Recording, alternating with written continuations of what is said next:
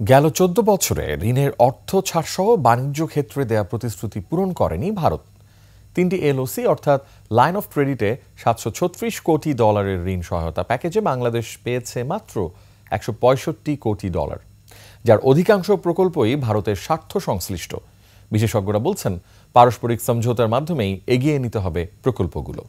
আদিত্য মামুনের রিপোর্ট।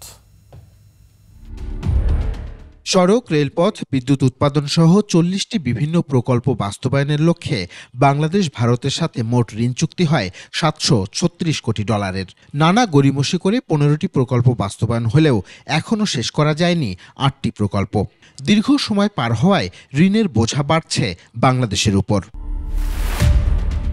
অর্থনীতি বিশ্লেষকরা বলছেন, ভারতের অন্যান্য উন্নয়ন সহযোগীদের তুলনায় বাংলাদেশের প্রকল্পগুলোতে অর্থ সরবরাহে ধীরগতি ছাড়াও আছে মোট প্রকল্পের কেনাকাটা সংক্রান্ত জটিলতা। চুক্তি স্বাক্ষরের মধ্যে সুনির্দিষ্ট একটা সীমার মধ্যে টাকাটা সবটা ফেরত দিতে হবে। প্রকল্প বাস্তবায়িত হওয়ার ক্ষেত্রে দীর্ঘসূত্রিতা হলেও প্রকল্প হয়তো শেষ হলো না, কিন্তু টাকা ফেরত দিয়ে দিতে হবে। এইসব ব্যাপারগুলিতে আমার মনে হয় যে আমাদের আরেকটু চিন্তাভাবনা করতে হবে। তবে রাজনৈতিক বাস্তবতায় প্রতিশ্রুতি রক্ষায় ভারতের সাড়া না পাওয়াকে দুষছেন এই অর্থনীতিবিদ। প্রতিশ্রুতিটা 100% রাখতে যতটা রাখার কথা ছিল ততটা রাখিনি। তাদের নিজেদের স্বার্থটাই তারা বেশি দেখেছে। ইতোমধ্যে 2% সুদে মোট ঋণের $37 কোটি পরিশোধ করেছে বাংলাদেশ। এখন প্রয়োজন চুক্তি যাচাই করে বাদবাকি অর্থ ছাড়ে দুই দেশের কূটনৈতিক বোঝাপড়া।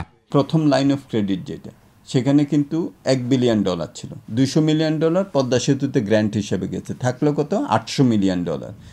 ওই $800 মিলিয়ন প্রকল্প বাস্তবায়নের যখন দেরি হয়েছে তখন ওইটা কস্ট হয়ে গেছে $862 মিলিয়ন।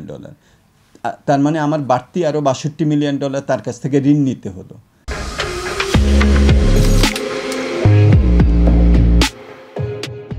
তবে প্রাপ্তির হিসেবে বাংলাদেশের চেয়ে এগিয়ে আছে ভারতই। ট্রানজিট সুবিধা সহ বাংলাদেশের আশপাশের রাজ্যগুলোর যোগাযোগ সহজ হয়েছে প্রকল্পগুলোর কারণে। এই সাবকন্টিনেন্টে চীন এবং ভারতে কিন্তু এই বিভিন্ন দেশের সঙ্গে তারা ঋণ দেয় এবং তাদেরকে এগিয়ে নিতে চায়।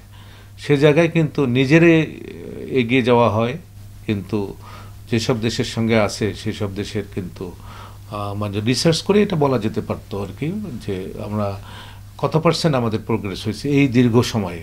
কেবল ঋণ সহায়তা নয়, বরং সার্বিক বাণিজ্য ক্ষেত্রেই বড় দেশ হিসেবে ভারত লাভবান হলেও সেদেশে রপ্তানি বাজার সম্প্রসারণের পরামর্শ দেন বিশেষজ্ঞরা। $700 বিলিয়ন বাজার, সেখানে মাত্র $2 বিলিয়ন আমরা এক্সপোর্ট করি। আদিত্য মামুন, 21 টেলিভিশন, ঢাকা।